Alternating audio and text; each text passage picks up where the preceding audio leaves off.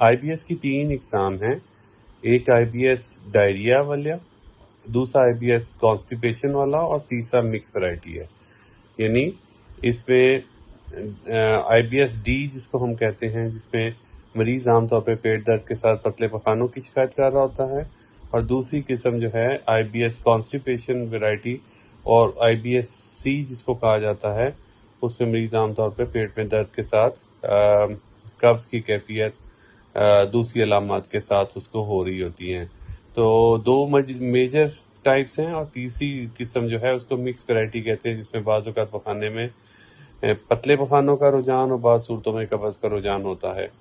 اس کے علاوہ جو ایڈیشنل علامات ہیں، یہ تینوں اقسام میں بعض اوقات اوور لیپ کاری ہوتی ہیں، جس میں بعض اوقات پیٹ میں اپھارے کی کیفیت، مروڑ کی کیفیت، اور بعض صورتوں میں میوکس، اور بعض صورتوں میں سٹین کرنے کی وجہ سے پخانے میں خون بھی آ سکتا ہے. تو یہ 3 میجر اقسام ہیں جو آئی بی ایس کو ہم ان 3 اقسام میں تقسیم کرتے ہیں.